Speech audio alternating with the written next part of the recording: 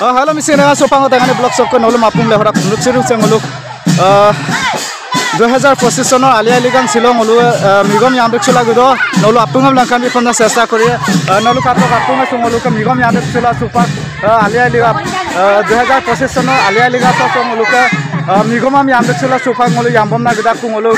জতে নুৰং উকুম মলু missing নুৰং উকুম মলু missing নুৰং উকুম পঙলু ইয়ামবলা গদা সুপাক অদঙলু ক ছিল আম পিকগদ আৰেগা মলু ক ছিল কটিয়া পিকগদ চঙলু অসমীয়াতে মানে লোকাল গুমলা চলঙল কৃষি উৎসৱ চলঙল কৃষি গোটেই হিচাঙলক প্ৰথম দিন হৈছে শিলপাতঙলক কটিয়া পিকয়া লেগয়া আৰু নলু নকানি পুনৰ চেষ্টা কৰে নিগম কাপৈ আমবলা বিৰোধী লংকানি পুনৰ চেষ্টা কৰে নলাপৰ কালা দুটো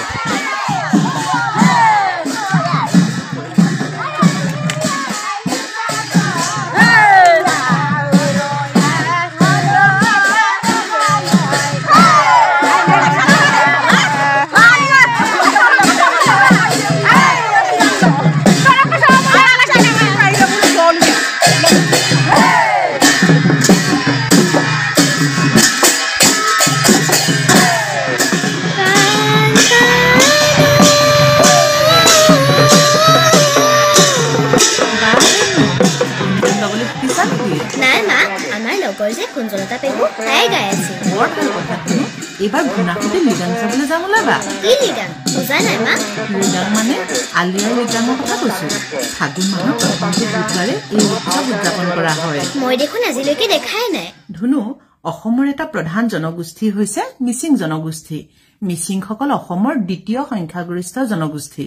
পূৰ্বতে তেওঁলোক মিৰি বুলি পৰিচিত আছিল মা মিচিংসকলৰ নিজৰ ভাষা আছে নেকি আছে অৱশ্যে সামুগুৰিয়া ফৈদৰসকলে মিচিং ভাষা নকয় বাকি চাইঙিয়া ডালু ডাম্বু পাগৰ আদি ফৈদৰ লোকসকলে মিচিং ভাষা কয় এওঁলোকৰে এটা প্ৰধান উৎসৱ হ'ল আলিয়া লিগাং হ'ব মা এতিয়া লিগাং কথা কোৱাচোন এই উৎসৱটো হৈছে শস্য সিঁচাৰ উৎসৱ অৰ্থাৎ ই কৃষিকেন্দ্ৰিক উৎসৱ মিচিংসকলে উৎসৱৰ দিনটোত পূৰ্বে চহাই থোৱা মাটিত মাংগলিক নিয়মত শস্যৰ বীজ সিঁচি দিয়ে তাৰ পিছত মাটিডৰাৰ চাৰিওফালে মেগেলা নামৰ এবিধ গছ ৰুই দিয়ে বীজ সিঁচা হলে মিচিংসকলৰ দেৱতা চন্দ্ৰ সূৰ্য বা দৈ পলক তেওঁলোকে দৈ পলক বুলি কয় দৈ পলক কাৰ্চিং কাৰ্টাং আদিক উদ্দেশ্য কৰি পেনাম বা শ্লোক গায় মহিলাসকলে পুৰাং বা কৌপাতত সিজোৱা ভাত আপং শুকান মাছ আদিৰে সকলোকে আপ্যায়ন কৰে মাংগলিক কামবোৰ হোৱাৰ পিছত ৰিবি গাছেং মিবু গালুক আদি সাজ পিন্ধি ডেকা গাভৰুৱে গুমৰাগ নামৰ নাচ নাচে মিচিংসকলে গুমৰাগ নাচিলে বহুমতি সন্তুষ্ট হয় আৰু শস্য ভাল হয় বুলি বিশ্বাস কৰে ঠিক আছে মা আমি এবাৰ লিগাং চাবলৈ যাম লগতে অনিজমো গাম দেই ঠিক আছে ওলাবা ঘুনাখুতিলে যাম জংকি পানেৰ দেখলে যাম কোন জংকি পানৈ তুমি আকৌ জংকি পানেৰ কথা নাজানাই চাগে জংকি পানে হৈছে ৰজনীকান্ত বৰদলৈৰ মিৰি জীয়ৰী নামৰ উপন্যাসখনৰ দুটি চৰিত্ৰ আৰু এই উপন্যাসখন ঘুনাখুতি কেন্দ্ৰ কৰি ৰচনা কৰিছিলে হ'ব মা চিৰা আছে নেহি মোৰ ভাষা জাননি বাকি চাইঙিয়া ডালু ডাম্বু পাগৰ আদি ফৈদৰ লোকসকলে মিচিং ভাষা কয় এওঁলোকৰে এটা প্ৰধান উৎসৱ হ'ল আলিয়া লিগাং হ'ব মা এতিয়া লিগাং কথা কোৱাচোন এই উৎসৱটো হৈছে শস্য সিঁচাৰ উৎসৱ অৰ্থাৎ ই কৃষিকেন্দ্ৰিক উৎসৱ মিচিংসকলে উৎসৱৰ দিনটোত পূৰ্বে চহাই থোৱা মাটিত মাংগলিক নিয়মত শস্যৰ বীজ সিঁচি দিয়ে তাৰ পিছত মাটিডৰাৰ চাৰিওফালে মেগেলা নামৰ এবিধ গছ ৰুই দিয়ে বীজ সিঁচা হলে মিচিংসকলৰ দেৱতা চন্দ্ৰ সূৰ্য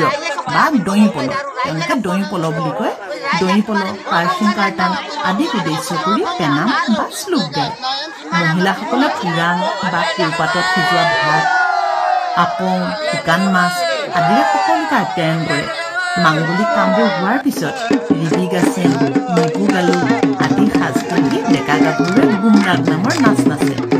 মিচিংসকলে গুমৰাগ নাচিলে বহুমতি সন্তুষ্ট হয় আৰু শস্য ভাল হয় বুলি বিশ্বাস কৰে ঠিক আছে মা আমি এবাৰ লিগাং চাবলৈ যাম লগতে অনিজমো গাম দেই ঠিক আছে ওলাবা ঘুনাখুতিলে যাম জংকি পানেৰ দেখলে যাম কোন জংকি পানৈ